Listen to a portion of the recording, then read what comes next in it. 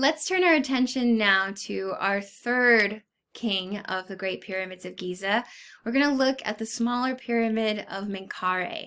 Now, I say the smaller pyramid, but I don't want you to think of him as the lesser king. Instead, what we're seeing here is a sapping of resources. Khufu's is the biggest. It's also the first.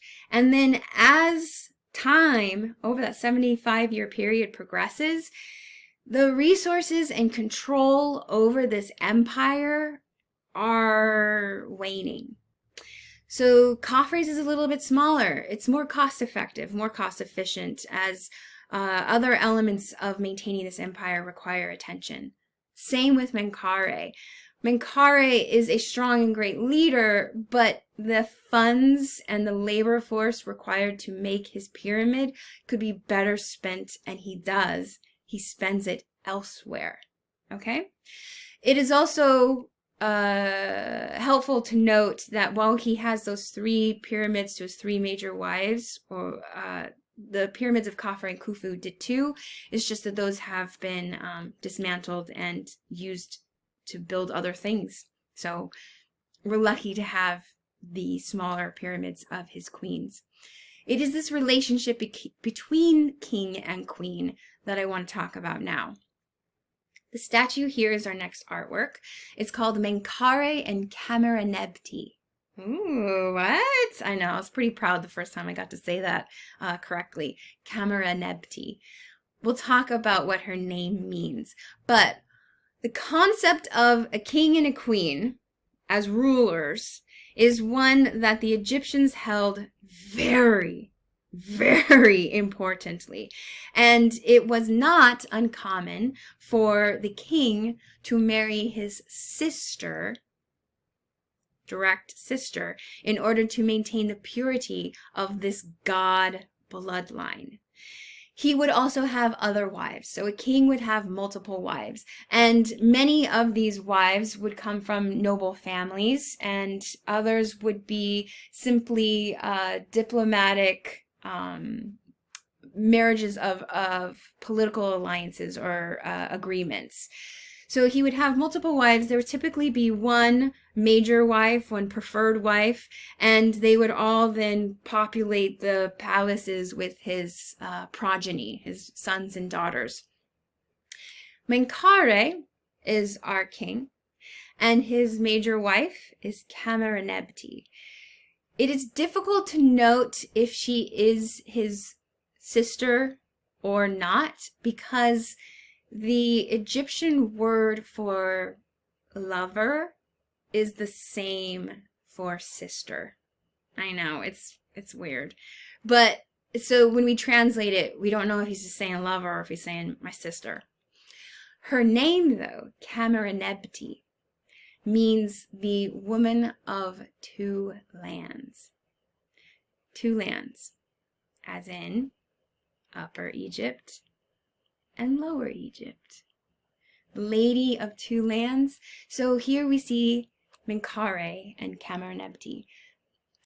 Also, a lot of these names that they're given are given after they assume the roles of king and queen. So her name probably when she was born wasn't Cameronebti, but whenever she assumed the role as queen, became the Lady of the Two Lands, Cameronebti. Am I overwhelming you? I'm sorry.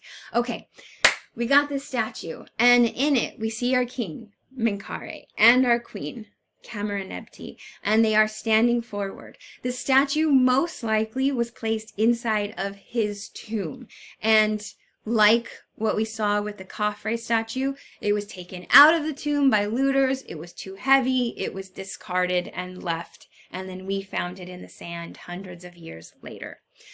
The statue of Cameronebti and Menkaure is something that we see common in royal portraiture of husbands and wives from this time period. So technically, this period of time is defined as not just Old Kingdom, but more specifically the 4th dynasty. Zoser was part of the 3rd dynasty.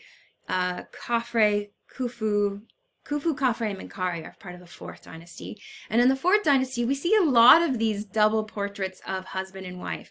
These are princes and princesses, and we see them standing or sitting next to each other. I bring this up because the discussion of gender and gender equality in the ancient world varies. Not the discussion of it. The discussion has come about. It's much more in the interests of people and everyday lives of the ancient world. In ancient Mesopotamia, in the ancient Near East where we were last week, there was no gender equality. Women were property, and I didn't get into the specifics of the horrors that women faced on a daily basis, the violence and the nightmare it would have been. In Egypt, at the exact same time, we see a remarkable difference. There is a relative equality between men and women in Egypt at this time. I say relative because there is a gender bias for the male sex. However, women in ancient Egypt were allowed to receive an education. They were allowed to learn how to read and write and have careers, earn money that was their own and not property of their husbands or their fathers or their brothers. They could own property. So we see a level of independence and partnership in ancient Egypt that we do not see in the ancient Mesopotamian world. Keeping that in mind, what kind of a relationship do you see between Menkaure and Cameronebti? Look at their body language. He stands frontal, strong, buff, and he's got that fine linen pleated tunic skirt on. He has his nemes, he has a ceremonial beard, and he's standing forward with 2 ceremonial sticks in his hands, right? Sticks of authority. He stands there. And what is she doing? She stands slightly behind him, and yet her arm rests in front of him. It's one of guidance, partnership, unity. Think again of her name, the Lady of the Two Lands. As Menkaure advances forward, he has the support and love of Upper and Lower Egypt. She wears this gown of extremely thin, very fine linen that must have been so delicate and thin that it was transparent. The artist, to help you understand the transparency of her gown, he clings it to her body so that you can see her nipples, her navel, her pubis, her knees. So she's wearing an extremely elegant dress right now. And she too wears the ceremonial Nemes crown of royalty. They advance forward together. What kind of a leader is he? Looking here at his face. We saw with Khafre, he was strong, he was young. We see a young, strong man. Now I wish we were in class together because I love asking these questions of you. I want you to look at this man and tell me, how old do you think he is? Maybe 20s, 30s. He's got some slight, not bagging, but some age in his eyes, but he's definitely not like old or haggard, right? What about the set of his mouth? His eyes, you might think, ew, they're bulging. Well, they would have been painted, so they would have looked like his eyeballs looking out at you. Look at the strong jaw, that set of his mouth. It's not quite a frown, not quite a smile.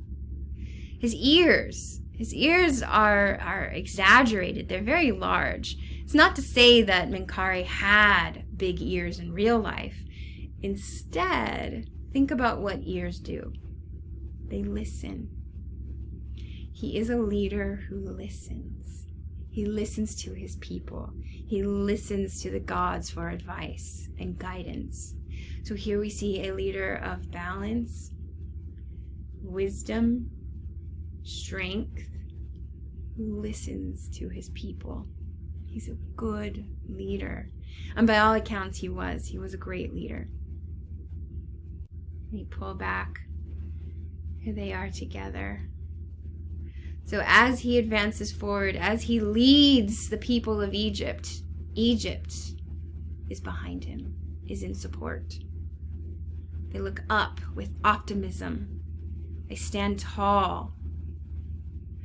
The statue itself is not life-size.